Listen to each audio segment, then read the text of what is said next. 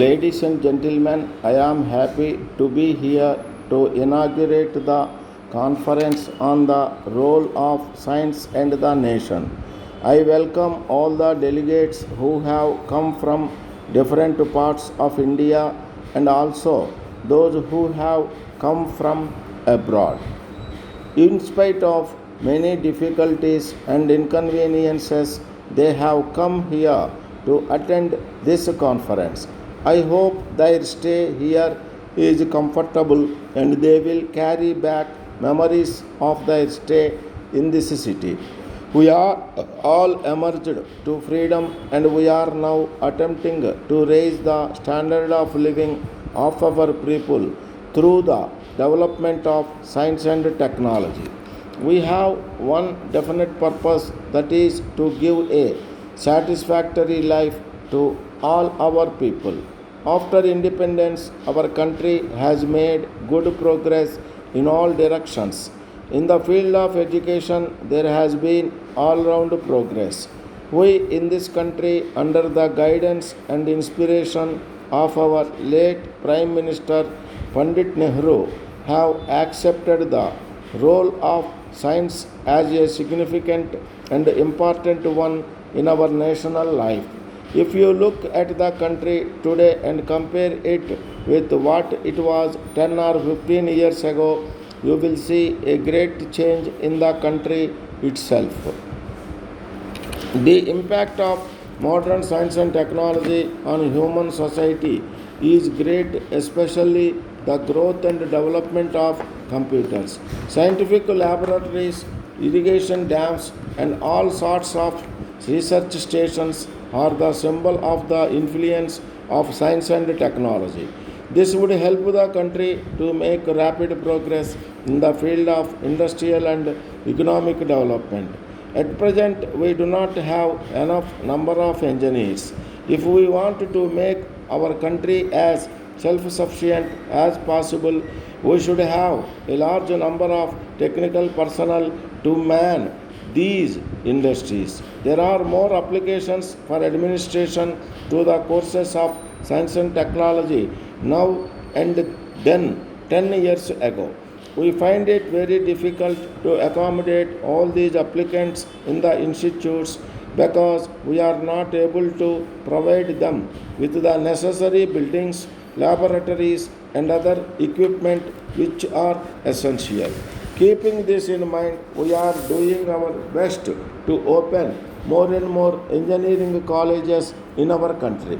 It is necessary for us to give them the best opportunity to express themselves. Even though we have improved in many fields, that is not enough. In order to achieve the goal of socialistic pattern of society, we must work more. We must put all our resources, that is natural and human, by means of science and technology. These are the items which we have to make. Our present aim is to increase food supplies and establish equitable distribution. Even though we invest in many things, we cannot stop or reverse the vagaries of nature.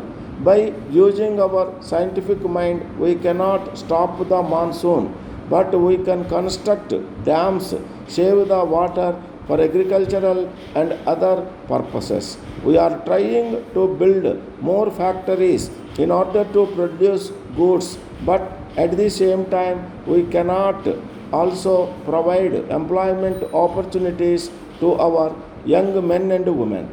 We are laying roads for speedy transportation. Through these means, the people living in villages would sell their produce in town without delay and thereby can increase their income. In our 5-year plans, more than rupees 150 crores were allocated for research and development. I hope you will make good use of it for the welfare of the nation. We have also got the outstanding scientists in many fields. We are really very proud of them. They are playing an important role in our national development. I think the government and the scientists should work together if we wish to achieve the results. However, I am sorry to note on this occasion that our students who went abroad for higher education have settled there itself because of higher salaries and other facilities. It is not so good. I would appeal to them to use their knowledge for the progress of their motherland. Before I conclude, I wish you all success, and I have no doubt that your discussions will give good and fruitful results. I thank you again for giving me this opportunity to inaugurate this seminar on role of science. Letter dated 2nd November 1991 from the manager Lakshmi and Company, Bangalore, to the manager Cycle Spares Limited, Madras. Dear sirs, we have received your letter of the 30th ultimo, which has raised several unsatisfactory points. We regret to state that we are not able to agree with your remarks. We are not sure that your facts are quite correct because, in the first place, we believe you agreed verbally with our representative that you would give us an opportunity to represent your firm in Bangalore if you decided to go ahead with your proposition.